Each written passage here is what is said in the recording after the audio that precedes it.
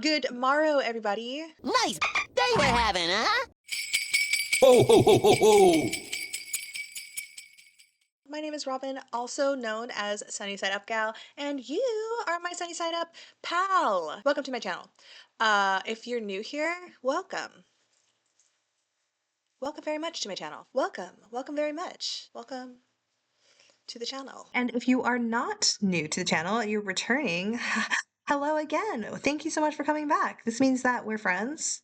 We're besties. We like to chat. We like to talk trash. We like to, we just are in this community together. And thank you very much for being here. I appreciate you and appreciate you. Today is a very special episode. We're going to be talking about somebody who sparked my interest yesterday during yesterday's episode. And her name is Fierce Fatty. But first, let's catch up. Swig. If you're following me on my weight loss journey, currently down. Yesterday I weighed in at 130. Wow. Dream, right? 183.2. So if I keep at this, I'm going to be on the front page of a magazine soon. Feeling good. I have a ton of ketones in my urine this morning, so I'm definitely burning some fat. Mommy is back at it. It is giving me tons of energy. I actually woke up at 4:30. It's 6:11 right now.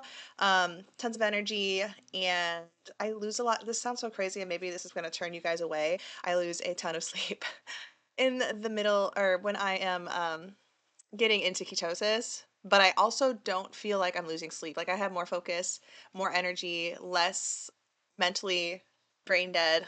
It's the ketones.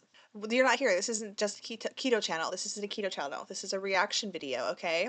So let's chat because we're best friends now, okay? I'm having a little bit of a freak out moment. So my mom called me yesterday. At like 5:30, 6 o'clock. You know, I was editing the video for yesterday, right? She called me and she was like, she had just woken up from a nap and she was like, I had a dream about your brother. So my brother passed away when he was it was like 2 days before his 18th birthday, and I was 16. She had a dream about Troy, my brother, and he was 6 years old, and they were in the Philippines, like going around malls and stuff like that. We believe that especially around the holidays, when you start dreaming about your loved ones, like, yeah, clearly you are missing them, but I think that our loved ones visit us in our dreams, you know? Every once in a while, I have a dream about Troy. Sometimes it'll be like he's been gone for like he went to college or something and he's visiting from college. You know what I mean? But this shirt I got on his anniversary, or was it his birthday? He died 2 days before his birthday. So sometime in June, I got this. I think it was his anniversary though. So it is a Tortex Dunlop shirt. So if you are not a guitar player, that's like a brand of picks. And we got this at Guitar Center, and it was the only shirt there. And I was like, I have to get the shirt, but it didn't have a price tag on it. And I was like, excuse me, sir, how much is the shirt? And it took them like 25 minutes to figure out what a price for it. I had to get it. I was going to pay whatever price, right? I probably wasn't going to pay $50 for it, but I was like, mommy has to get this shirt. And they gave it to me for $1, you guys. $1. And I think that was Troy. So I love the shirt. It's one of my favorites. I don't really wear it out much because I did get a stain on it. We were painting one time. But, you know, grunge. I should wear it more often. I love this shirt. Part of the reason why I got this shirt was, so when Troy passed away, the last pair of pants that he was wearing, he had a yellow pick it was a yellow Dunlop pick. And I wore it as a necklace for a long time. And I just saw on this like little side table thing, I bought a bunch of these yellow ones because I can't find the original one that was in Troy's pocket. And it was on it was on this table right there. Why was it on this table? I don't play guitar. This is a table from like the living room. How did this get there? If you guys are spiritual like that, I am 100% like, wow, my brother's like saying hello. Anyway, so let's get started. Let's start talking trash. Trash. All right, so this is the Fierce Fatty, Vinny Welsby, fat positive, they, them, helping people unlearn anti-fat bias through education, kindness, joy, free resource. Oh, plus joy. She's a TEDx speaker. Oh my God. We're gonna have to do an episode on her TED Talk. Let's watch a few of her reels. So I think I want to do just reels. I'm not going to read anymore because I don't know how to read, but I want to just do like a few scrolls earlier in her life down here and then just like move up and watch more. I was looking for my big pair of eyeglasses so I can match her, but I honestly think that I toss them, which is crazy. I don't throw away anything, so that's bizarre. Maybe they're not thrown away and they're just hiding somewhere, but let's take a look here. Let's find one where she looks absolutely annoying. Oh, here we go. So let's read. All right. Should I read this? It's a lot of words.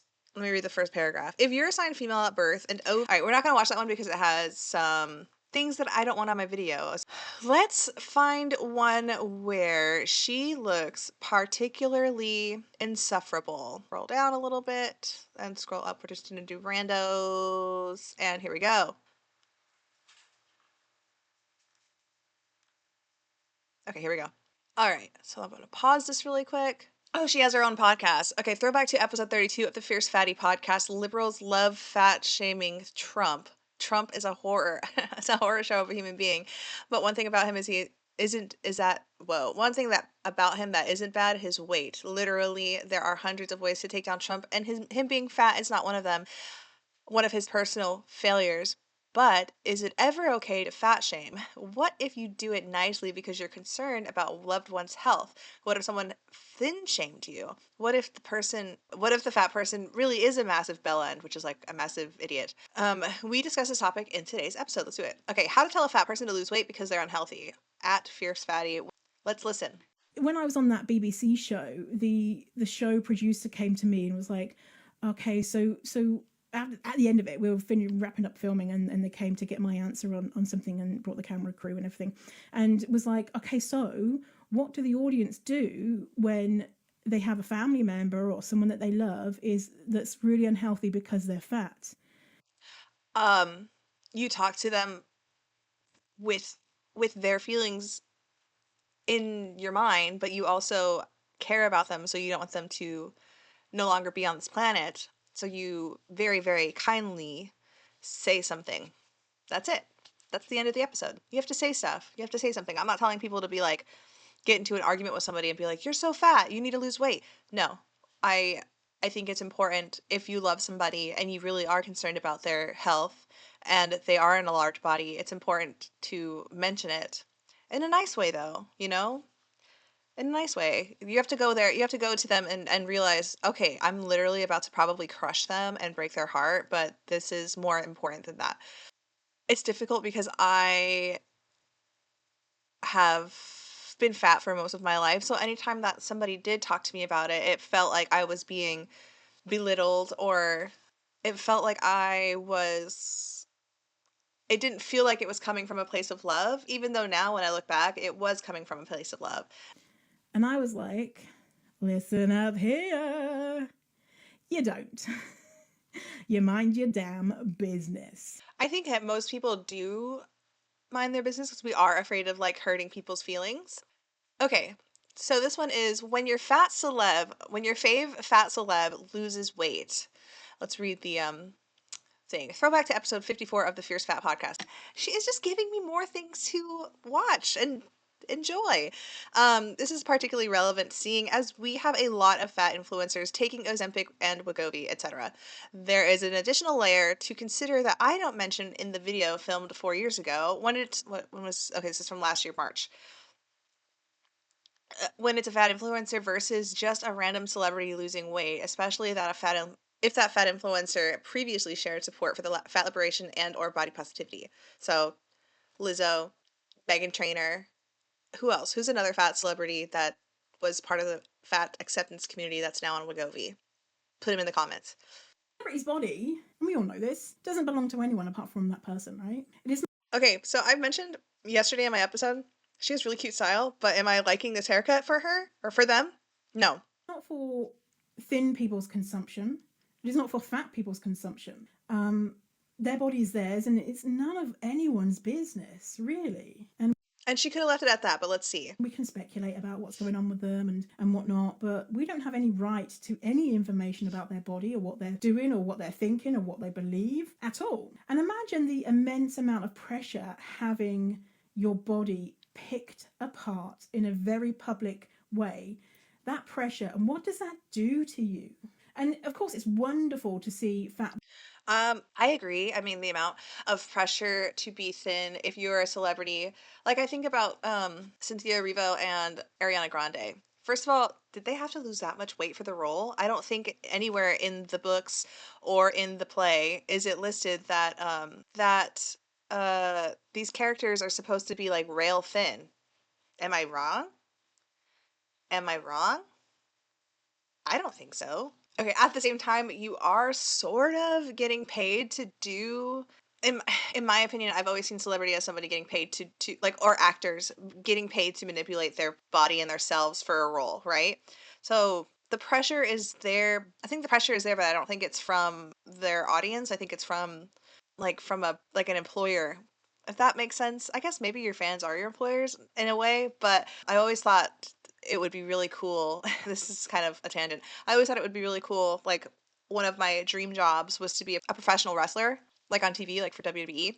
Wouldn't it be so sick to be paid um, to be fit and to work out and wrestle, and then you're like famous for being this wrestler, and you just look hot, and I don't know. I thought it would be really cool.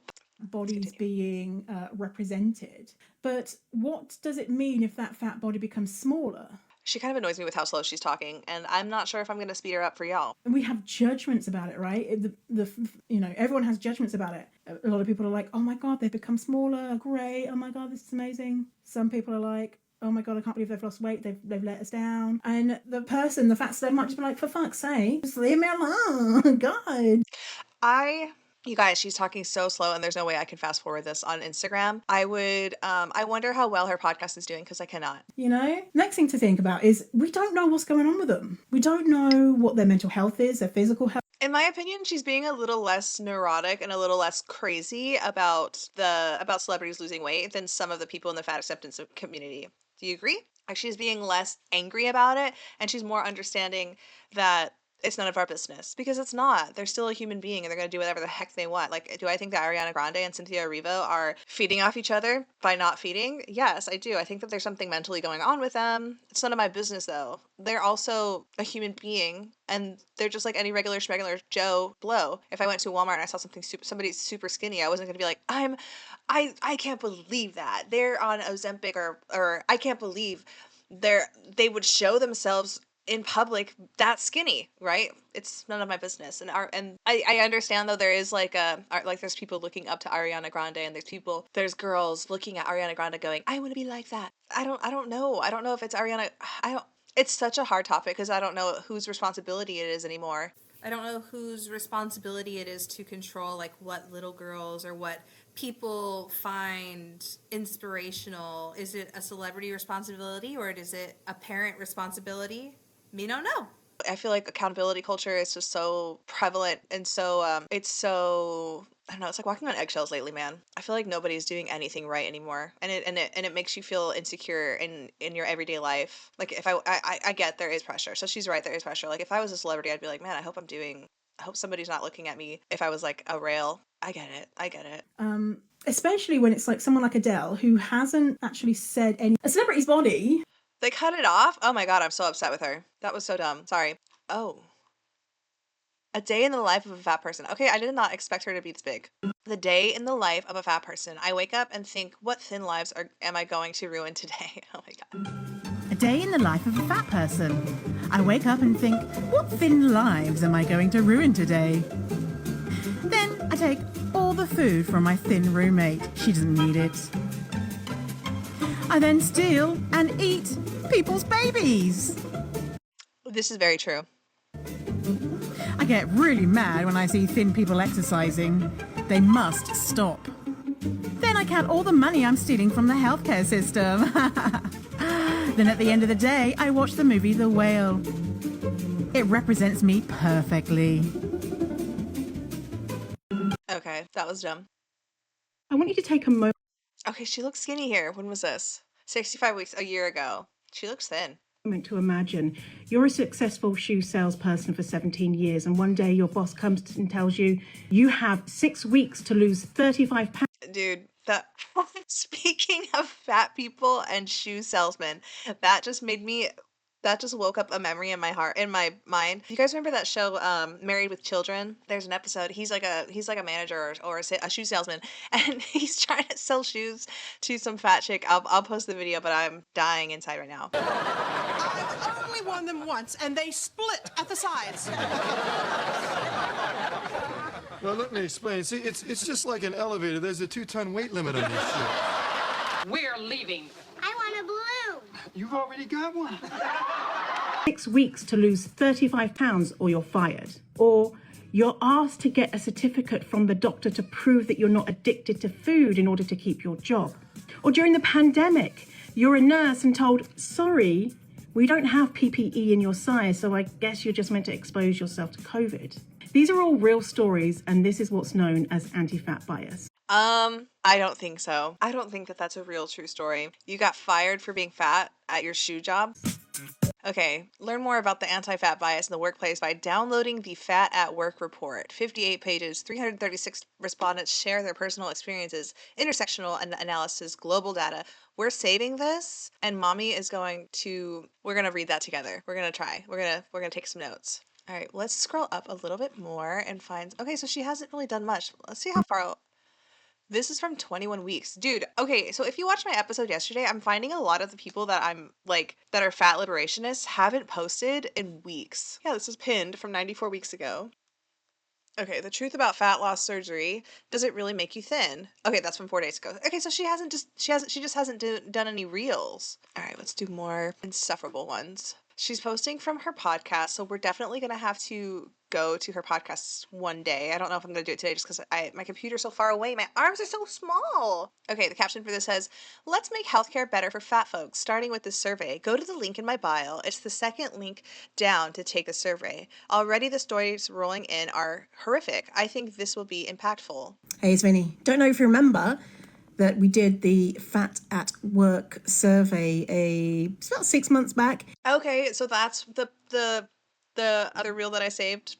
That's the survey that we're going to go over in another episode as far as like the PDF thing. So it's a bunch of fat people telling us horror stories about getting fired at work. So I'm very excited to determine what's the truth and what's a lie. And I created a Fat at Work report, which is fucking amazing. So if you haven't got that already, go to the link in my bio and grab that. But I wanted to tell you about a new survey that I have, which is called Fat in Healthcare, which we're going to do the similar type of thing, is take that data that people are sharing and share it with healthcare providers and educators so that we can make... Okay, so she's doing another survey about fat people in healthcare. Vinny, they, them, is a leading expert on anti-fat bias. As a dynamic TEDx speaker and best-selling author, their journey is nothing short of inspiring. Curious about how Vinny built a business rooted in inclusion? Join us and Vinny on January 15th for our first Webinar Wednesday of 2025. Oh, hello everyone. I'm sweaty and ready for spaghetti. I'm Satina Loren, your fairy godmother. Welcome to Drag Story Time. Everyone loves a good glow up, but what happens if you were already glowing on the inside? You just had to believe it first. The reach for the teacup. Once upon a time, there was a plucky person named Vinny who grew up in the darkest part of England. Oh, England? I thought she was Australian. I thought you were American. Hey, I'm lesbian. I thought you were American. They didn't have much money, and they didn't think much of themselves. As they were coming of age, Vinny found themselves without a home. Looking for love and safety, Vinny landed in the arms of someone who provided none of those things. They convinced Vinny they didn't amount to much, and they pushed them to being smaller and smaller and smaller. Vinny thought that if they could get thinner, everything would get better. The day came, and Vinny got their wish. And nothing changed. They were thin, but it wasn't the fairy tale. I would like to, listen, this is probably a sad story on her part, but I would like to see the thin version of Vinny. Maybe she doesn't have any picture, or maybe they don't have any pictures, but I want to see a thin picture of Vinny. Ending they imagined. It was in that dark moment that Vinny learned something that would change their life forever. It's okay to be fat, because fat is beautiful. Vinny found self-love and a new... See the darkness? See the darknesses? Darknesses on her underarms. She has insulin resistance. It is not okay to be that big, madam. You are eating incorrectly. You are hurting your body. purpose and spread that wisdom as far as they could. They started working with businesses to support the largest marginalized group in the workforce and the most ignored. Okay, I will say a lot of blondes that I've known don't look really good with, in my opinion. Okay. A lot of blondes that I've seen I don't really think that they look good with gold jewelry, but she really pulls it off. Like, I think it's good for her skin tone. She's got some kind of undertone that works really well with gold jewelry. The results are magical for anyone who works with Vinny, like meeting a fairy godparent. They're able to be loved and supported just as they are, just as they should be.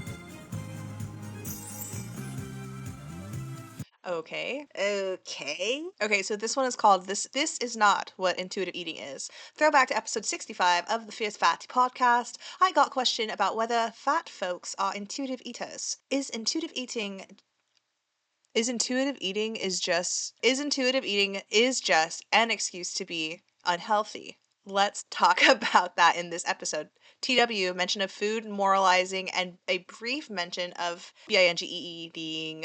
People get confused as to what So intuitive eating, it works for some people. It does not work for me. Intuitive eating is like eating when you're hungry. And if you have plate problems, wink, wink, or if you like to eat until you almost explode, you are always hungry, right? It's a mental thing. But if you have binge problems, intuitive eating I don't think works very well for people with that issue, like, because you always feel hungry up here. You've lost the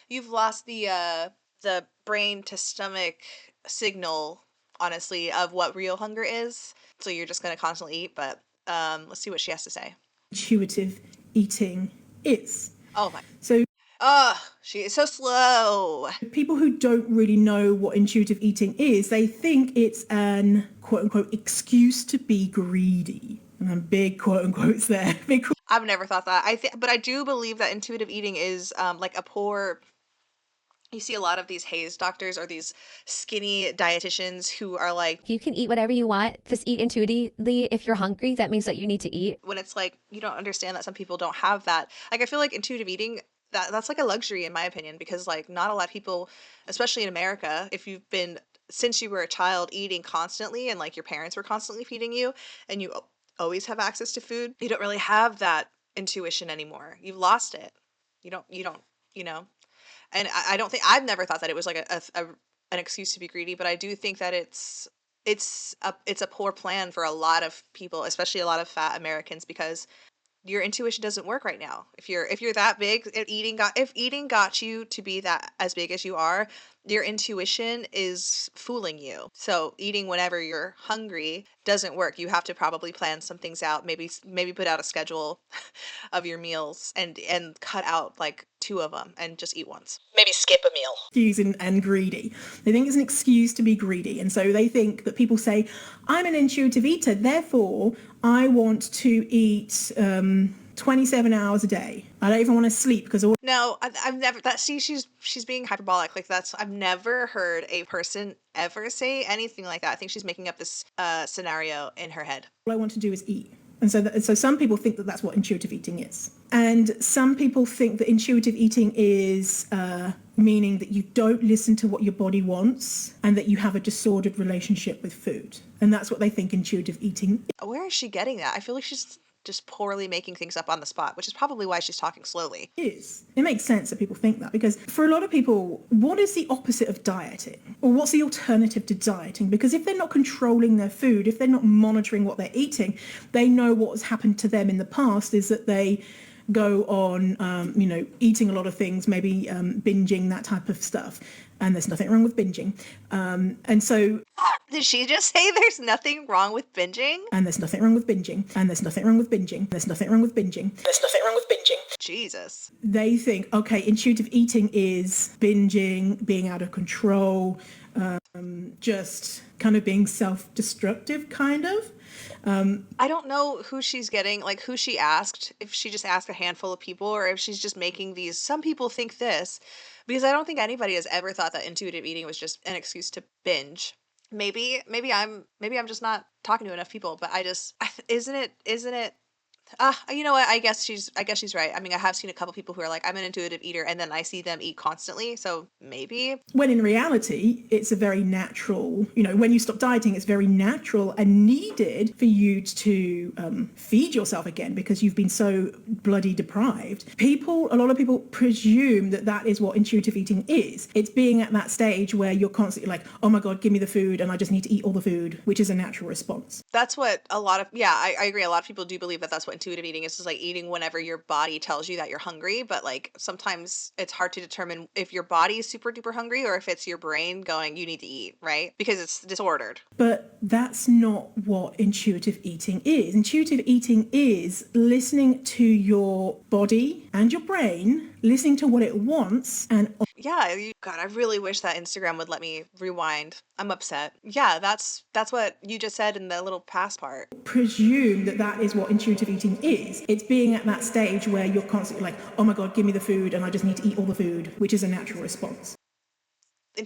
She just said intuitive eating is listening to your brain, what your brain and your body wants, and honoring that. Well, if you have disordered if you have disordered patterns and you've been eating, nonstop for your entire life, basically, if you don't have the correct signals to tell you when you're truly hungry or not, so you're just gonna be like, I guess I'm hungry and I'll eat, right? So for a while, I did not want to fall into intuitive eating because I couldn't determine what was real hunger and what was just like, am I eating because it's 12 o'clock and it's lunchtime? Am I hungry because it's lunchtime? It took like a good couple of years for me to really realize, and I had to switch to keto because of the satiety signals from eating fat. It took a while for me to realize what real fullness, when to stop eating when you're full, and then also what real hunger feels like. I'm not going to get into that because I'm not a doctor, but to me, it was like a light switched on. I know when to stop now. I don't have to finish my plate. I know when to stop eating. And then also, I know how long needs to go in between each meal and how long I can push that. And then what real hunger feels like actual hunger, like I could eat a horse hunger. Honoring that. And that can look like a lot of different things. Intuitive eating is not only eating one thing or one type of food because your body probably doesn't want that. So I disagree. Like cravings, or if you are deficient in something, you crave that thing. That's like instinctual. So what's one of them? When I was carnivore, if I was like low on could tell when my iron was low because I would crave liverwurst, which is like pork liver. I hate beef liver, but I should probably eat more of it, right? I think it's a healthy, it's one of those superfoods. if you're listening to what your body wants, That's intuitive eating. Okay, I'm feeling this way, that means I need this. Sometimes like if I'm fasting and I'll start feeling really like I'll feel drained even though and sick. And I'm not talking like an extended like 3-day fast. I'm talking like if I'm like between like waking up and then dinner time or waking up and lunchtime, if I start to feel a little icky, I know that I need electrolytes, and then I drink the electrolytes and I feel much better. So that's healed intuition and healed like body signaling. sometimes your body is like, I'm really fucking tired. Can you just order a pizza and we can just go to bed? And that's what your body wants. Nope. No. Honestly, if you come home and you decide that you don't really feel like cooking, or you're too tired to cook and you want to order something, if you're too tired to cook at home, you're probably not that hungry. If you decide that you can't cook, you can probably just go to bed. You can skip that meal. Like in my opinion, if I'm like I don't really feel like cooking, I'm clearly not that hungry then. Because if I was hungry, I would cook, or I would eat something pre-made. That's why it's important to have backups at home. I'm a big proponer. I'm a big proponent of trying, because we're trying to save our money. So I'm big on like let's try to eat out less. So it's good to have backup foods. Like I got a bunch of burger patties so that if we do decide that we don't want to cook meals, we can just throw burger patties under the broiler and there's, our protein for the day. Also, we eat a lot of leftovers. When I cook, I make sure that there's leftovers for the next day at least, because if we decide we don't want to cook the next day, or we can pack that for lunch, if we decide we don't want to cook the next day, we've got leftovers to feed us. Or there's something easy I can do with the leftovers. Like yesterday we had leftover ground beef and I make noodles with it. If you're like, I'm too tired to cook, let's order a pizza. You're also too tired to eat then. Go to sleep. Maybe another day, your body's like, oh, it's really hot out. I really fancy a nice crisp salad. And that's what your body wants. And sometimes you might be, I don't know, maybe you're sad or maybe you're lonely or you're missing your family so you make your mum stew or something, and so you connect with food on an emotional level. And that I get it. Like, I know that some people are like, they have to have like fun food or they are emotionally attached to meals, yada yada yada. I don't think that I think that if you're in like a super large body, like you don't have the you don't have the privilege to do things like that. As far as, I mean, yeah, sure, every once in a while make your mom stew. But as far as like, especially if you were like a binge eater because you're an emotional eater, like I still have problems, you guys. I don't binge anymore, but I still have problems where like any inconvenience and I'm like, damn, I need to get some candy right now because I'm really annoyed. Or if I've had a stressful day, like this is why I really miss smoking cigarettes. I don't smoke anymore, but I crave them constantly still because I do get stressed out at work a lot. But not that work is stressful. I love my job, but it's just like it's just a lot of tasks. But yeah, stress, I want to eat pizza, especially. I want to eat a lot of food. But when you need, if you are in a medical situation where you're so large that you need to lose weight, I don't think that you get to enjoy food for a while. Like food is just your nutrition right now, and you have to eat the foods that work for your body, not the foods that work for your heart.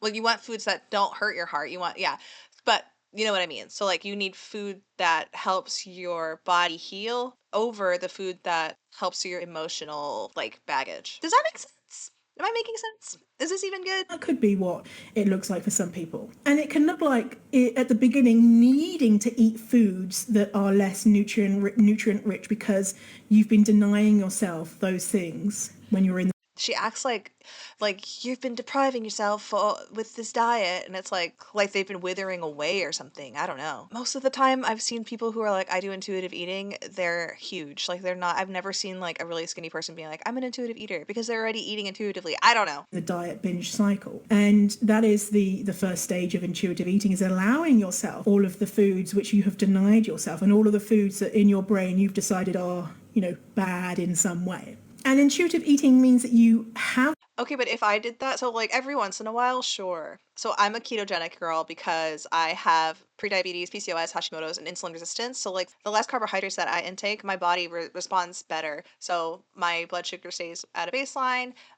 It's helping my insulin sensitivity. I get what she's saying. So every once in a while, for me personally, like when we went to Ireland, I indulged on some carbohydrates. I had carbohydrates every day while we were there, but then it snowballed because I have problems up heel. I couldn't get back on track for a long time. I'm finally back on track, you guys. This entire week I've been ketogenic and I'm so thankful. It is the weekend though, so let's see if I fuck it up. If you do it the right way, you won't feel like you're being deprived if you learn to, I don't know if I'm saying this right. So like I love cookies, right? I love a M&M peanut, like an M&M cookie. That's my favorite cookie, M&M cookies. I used to eat them every week, right? And I love ice cream. I used to have ice cream, a pint of ice cream every night. When I started depriving myself of these indulgences, the cravings, they went from like 100, like I feel like I'm gonna tear this house apart if I don't get a cookie, if I don't get some ice cream, I want some ice cream, I need this. The cravings went down the less I had them. It was like cigarettes. Well, the cigarettes, I still crave them. It was like, the less you have these indulgent foods, the less you crave them. So they must not be depriving themselves very long. Done or are doing the work to heal your relationship with food. So many people. I just don't think that like saying no to ice cream or cookies every day is like a bad relationship with food. And we eat too much. And we eat too much sugar. I don't think that that means I have a bad relationship with food. My body just doesn't respond to certain foods very well. Have a disordered relationship with food. And obviously it's a spectrum of how disordered. It's so normalized in our society to feel guilt for eating at all. And so that's true. A lot of people do have that. And I'm so sorry if you watch this and you have a guilt for eating, like you deserve to eat, but you don't have to eat. People don't have to eat French fries and chicken nuggets for every meal, every 6 meals that they have a day. Intuitive eating is working on healing that and feeding yourself in a way that is true to you? Like, I don't think that this is right. True to you could mean so many things. True to you could mean, I'm doing intuitive eating and it tells me that I need to eat, I need to have a cookie every hour because I'm craving a cookie every hour because carbohydrates burn quickly. And then when you're low on and when you have carbohydrates, your insulin and blood sugar levels go like this. And then you're constantly hungry. You're constantly chasing a carb so that your energy can spike again. What you want and need, really, versus eating in a kind of a reactive way of I should be eating better, or I've been good, so I'm allowed to be bad, and that type of thing. People. Yeah, can you tell that I don't really like intuitive eating as a plan? I really don't. I think maybe for some people, but for me at least, it just doesn't work for me. Well, I guess now kind of because I do have like I don't eat like breakfast, lunch, and dinner. I don't require that. I do just eat when I'm hungry. But I know it took a while. It took like 3 years, you guys, for me to realize like what real hunger is. But as far as like it being a plan for people who have binge, no, ma'am. Have you seen the JD Vance memes that have been circulating the internet, where the meme creators have? I love the internet sometimes. Like I love how how the internet it divides a lot of people, but it also brought a lot of people together with this JD Vance meme. Have increased his body size to make him look fat, and that's the joke that he's fat. LOL, I guess. JD Vance is LOL, I guess. A horrible human being, and is being critiqued for his appearance. And this is a common theme in left-leaning circles. If someone is awful, then a great way to humiliate them is to focus on their appearance. Remember those Trump statues from 2016 where not only was his weight... Honestly, we're not going to get political. We're talking about something else basically right now. But honestly, like if you are in an argument or if you are in distaste for somebody, the only thing that you can really attack is their appearance. That's like poor argument. That's like a poor... your trolling skills are terrible. Figure it out. Do some research. Do some research and really dig and find some stuff to really, really make fun of besides their appearance. Like, it just seems crazy. Also, I don't think I have an opinion. I have a hypothesis. I kind of don't think that the JD Vance thing was started by super left leaning. I think it was like center. I think left and right people think that this is a hilarious photo of JD Vance. Mocked, but also his small meanness. We have anti-fatness, toxic masculinity, and transphobia all being perpetuated by left-leaning circles. More recently, Trump's annual physical, where his critics loved mocking the weight that was reported, saying that he was actually way fatter, like being fat is a bad thing. And I get it.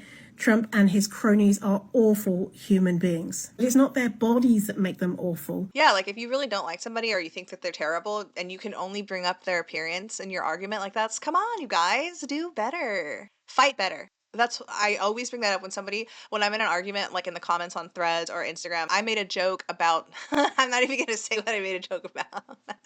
I made a joke about something and clearly I have no opinion on a lot of stuff, but sometimes I do like to joke around. And he took the joke too seriously. And so I was like, that went over your head. And then he insulted me. And so I was like, okay, well now you look unintelligent.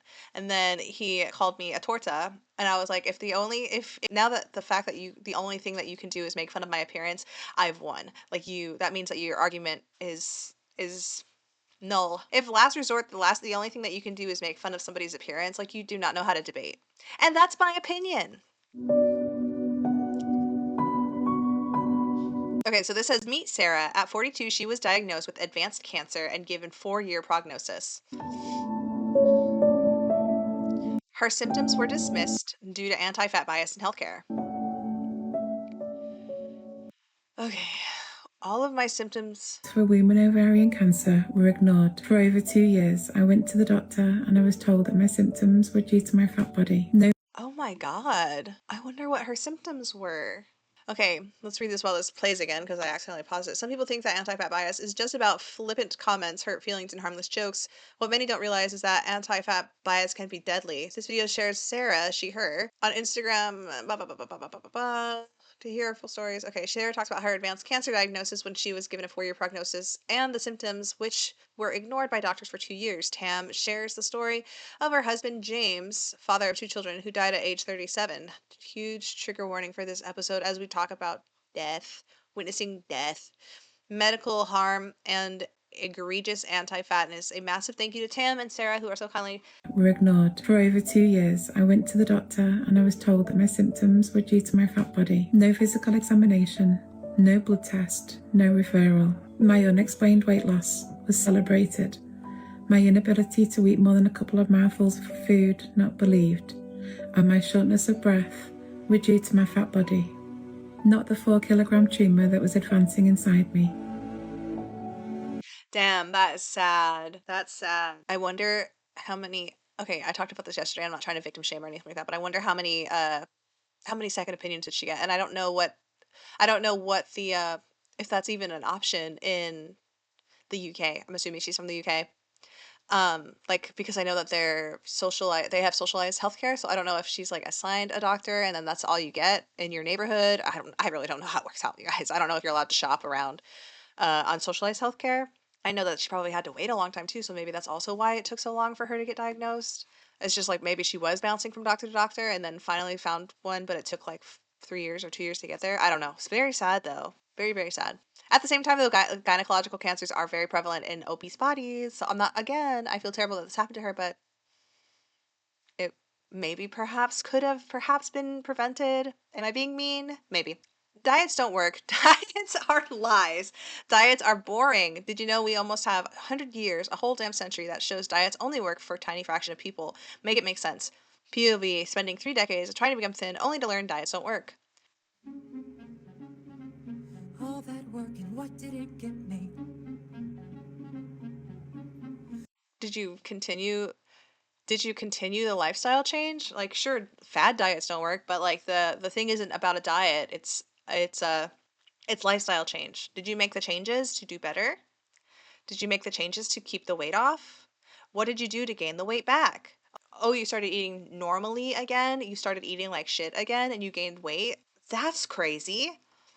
Why did I do it? My 3 core beliefs about the work that I'm doing here. Number 1, fat people deserve to be treated with dignity. Okay. Hey, I'm Vinny, aka Fierce Fatty, and I help compassionate people unlearn fat bias. Okay, yes, we know that. I do believe fat people deserve to be treated with dignity, but I'm judging them. You believe that fat people are lazy, greedy, unhealthy, unattractive, whatever it is, and the fact that it's really easy to lose weight because your uncle's girlfriend's dog lost weight in 1992, that still doesn't change the fact that fat people deserve to have evidence-based care and deserve basic human respect. Number 2, we all have anti-fat beliefs, even me, and working to unlearn them benefits all people of all body sizes. Number 3, shaming and blaming people doesn't feel good to me, so I try to avoid that. And instead, I want to lead with joy, compassion, and laughter. I mean, after all, I am fat, so that means I'm going to be dead in a matter of years, months, weeks, so I may as well laugh about it. The fact that she just made a joke about that makes me believe that she doesn't think that obese bodies die sooner than non-obese bodies, as far as like that they're not more susceptible to disease. And now I'm like, you're stupid. Okay, fat acceptance, what it isn't and what it is. What it isn't. It's not believing everyone should be fat, hating straight-sized people, forcing everyone to find fat people attractive, an excuse to be greedy, lazy, or unhealthy, a method to teach people to love their body, anti-health. What it is, a social justice movement created to increase the acceptance of fat bodies and seeks to ensure fat people have equal rights and access to straight-sized people. I don't think that they don't have equal rights. Do you guys think that they have do you guys think that they have less rights than regular schmegular people? Am I stupid? What rights are you missing? What rights are you missing? This is crazy. You have the same rights as anybody else in America. Right? As far as access though, that's your own, you know, there was a limit and you exceeded that, ma'am. I'm so sorry, but we cannot grow the planet at the rate that you are growing. All right, let's go to her pinned page. Her pinned stuff.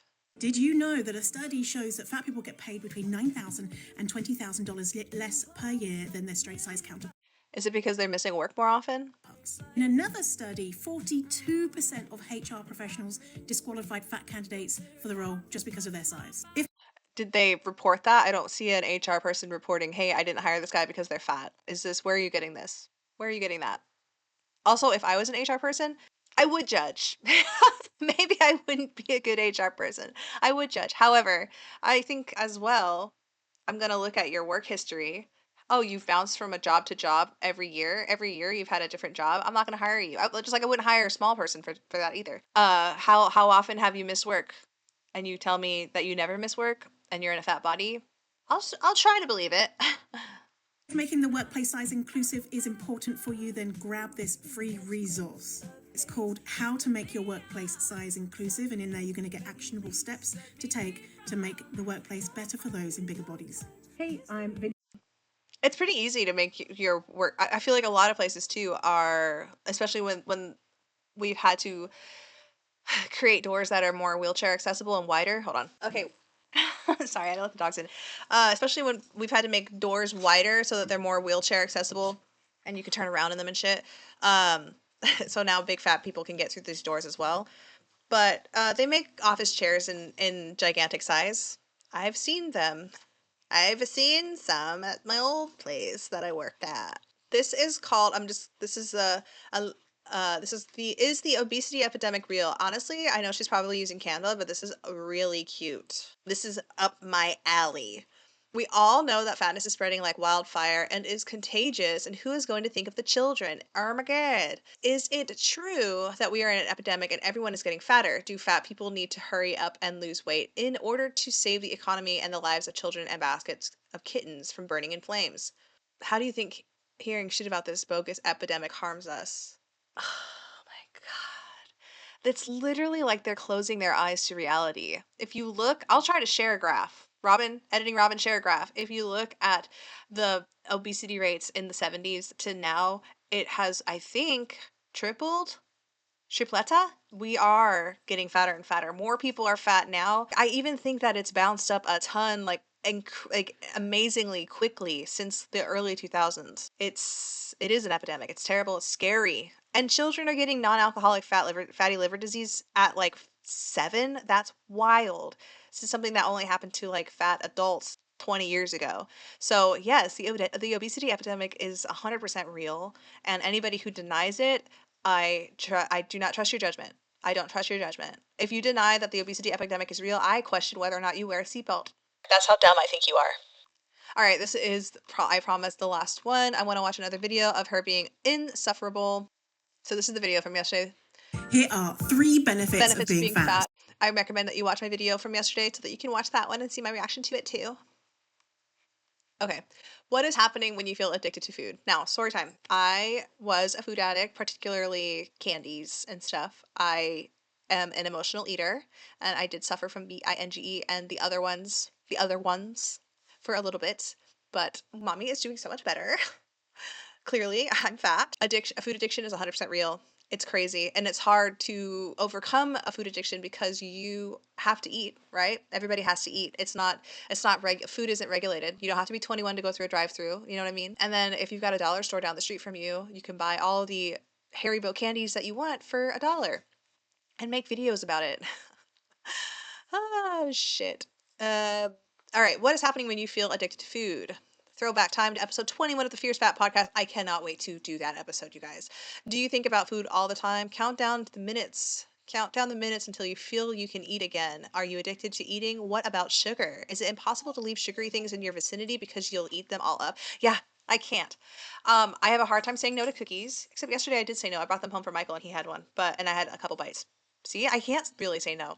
But it's very difficult for me to say no to cookies. If somebody is like, Robin, I got you these Haribo candies for you. I was thinking about you. I'm going to eat the Haribo candies. Just saying. And if you have experienced this, if you are experiencing...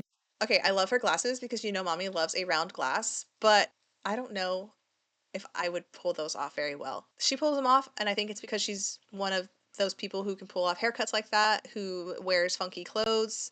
This obsession with food, just needing it, just wanting it, desiring it. Certain types of food have this sway over you, and you say things like, oh, don't leave that around me, I'll eat it all up. Or you can't leave any biscuits in the cupboard with me around because I'll eat them. Yes, me, I would do that. If you are experiencing those types of things, this is what is happening. So I call it I just want to say again, I hate how slow she talks. the diet land swing. The diet land swing. So I want you to imagine a swing. A swing that you just swing on, a swing like in the playground. When you restrict, and restriction is denying yourself certain things, whether it be one food group, a whole, Sorry, my dogs. eating less food on a whole, mentally or physically denying yourself, any type of restriction, what you're doing in that moment is you're pulling the swing back as far as possible. And the more you restrict, the higher you're pulling that swing back. Now, you cannot hold that swing up like that forever. It is physically impossible. And I'll tell you why in a second. And so what... So, okay, so she's trying to say that the more you deprive yourself, eventually you're going to come back down and you're going to just constantly think about the food. What happens when you let go of that swing is the natural thing to happen is it swings to the other side. And the other side is where you will binge. Where this is a poor analogy because you can eventually overcome. The longer that you deprive yourself of something that you know is like an addictive material, like cookies, ice cream, cigarettes, the less you crave them and the less likely you will binge on them. I haven't had a binge on cookies in a while. Like that's and by that I mean like eating an entire 12-pack of Walmart cookies. I don't do that. I share them with Michael, but we do not binge, okay? But I haven't done that in quite a while. She's saying that I almost feel like she's saying it's natural to binge on shitty food if you've been depriving yourself of shitty food. Feel out of control around food. And that other side feels very scary. It feels very, your behavior is upsetting. It's upsetting to be in that place where you are binging, where you're allowing yourself food. Now you might physically be allowing yourself certain food, but you're not necessarily emotionally allowing yourself because you're beating yourself up. And so the reaction from that and the higher the swing one way of restriction means the higher the swing into binging. And when you're at the very peak of the binge, that's not true. The longer you can hold off on a binge, the longer you sit with your hunger, the longer you sit with the craving, the less if you really sit, you really gotta like hunker down, right? The longer you can sit, the longer you can hold on to not having your indulgences, the less likely you'll binge and the less likely you'll crave them as much. So it's just like with like heroin, okay? You wouldn't tell a heroin addict, just give yourself a little bit. Just give yourself a little bit just to hold you off until next time. Like you would never ever you'd never tell an alcoholic it's okay for you to have just a little bit. Every once in a while, just give yourself a couple shots. Because it all snowballs. Now, you've seen people who, it's just like people who are alcoholics. Like you've seen people who are like, I haven't had a drink in 22 years. There's going to be people when we get out of this, and I'm very confident we will be out of this obesity epidemic. When we get out of this obesity epidemic, we are going to hear people that say things like, I haven't had cookies in 20 years. I haven't had French fries in 20 years. I haven't been through a drive-thru in 20 years. I haven't had dollar store pizza in 20 years, right? There's people that are going to come out and say stuff like that because food is addictive. And to me, she feels like I feel like she's like a drug dealer. Binging, there's only one way to go, and that's back into restriction. And the restriction will this cycle of... The crazy thing is that she's finding restriction to be unnatural. Like she's finding restriction to be unscientific. Where if you go back to even like 50, 60 years ago, it was never an unusual thing to not have a snack after school, right? It wasn't unusual. Even our ancestors didn't eat as often or as much as we do. And they claim that fatness was always around, but maybe one or two in the village. I am the only gay in this village. Restriction binge will continue forever for as long as you're pulling up that swing into... See, and then she's spreading false information that somebody is going to watch this and be like, you're right, I shouldn't restrict because I'm just going to keep binging. No. Okay, hold on, because it is an addiction. You can do it. It is an addiction, and it's not something that should be spoken about lightly like this. She shouldn't dismiss it as easily as she is, because it's just like alcohol. Like, restrict it, and, and realize that, hey, relapses happen, but you can do it, right? It is I don't know. I have a lot of strong feelings about it. To restriction. Now, as soon as you stop pulling it back up and putting yourself on a diet, saying, oh, I mustn't eat this thing, or I mustn't do this, or I must not eat past this time, or whatever it is that you've decided that you shouldn't do or should do, it's making the swing higher. But as soon as you stop doing that stuff, the swing loses its momentum. Now, it's not immediately it will lose its momentum, because that's not the way swings work. It will slowly, go into binge, and then it will slow down, a little bit of restriction because you still might be mentally restricting, and slowly it will rest in the middle. And the middle is food neutrality. The middle is where you would be intuitive eating. And that is... Okay, maybe that works for some people, but I know a lot of people that would not work for. Some people really do have to just not have the cookie, right? Just like an alcoholic. Some alcoholics, they're like, no, I cannot have another drink, or I will go down the rails and ruin my life again. I think it's the same for food. I can't do that. I can't have that food, because then it's going to turn into a month of me feeling like shit, getting back on track, having guilt, etc. But I feel like she's correct. There may be some people who can eventually have a neutral situation going on where they can have a cookie every week. What quote unquote normal is. I say quote unquote because, who's normal? What's normal? It's all made up. And so that is what is happening in an analogy sense when you feel like you are addicted to food. I don't know. So that was the Fierce Fatty. I hope it wasn't too mumble jumbly and rambly grambly. She's given us so many ideas. I can't wait to do episodes of her podcast with you. I can't wait to read her PDFs that she's given us for free. Fierce Fatty, thank you. Tomorrow, day 14 of Vlogmas. I think it's going to be an actual vlog. I'm not sure if it's going to be an episode like this. I hope you like it, and I hope you like this. Please like, subscribe, share this if you like. Leave me a comment. In the comments, why don't you go ahead and leave me a something fierce. What do you think is fierce? Give me a fierce emoji, and then also tell me, what is your indulgence? Like, what's your indulgence food? Like, for me, Haribo gummies and cookies with M&Ms in them. Pizza. Then one foggy Christmas Eve, Santa came to say, Rudolph, with your nose so bright, won't you guide my sleigh tonight? Then how the reindeer loved him as they shouted out with glee, Rudolph the red-nosed reindeer, you'll go down in history. Oh my god, these dogs are so needy today. Paulina, here, let me give you kisses. Come here. Is this what you wanted? Huh? Is this what you wanted?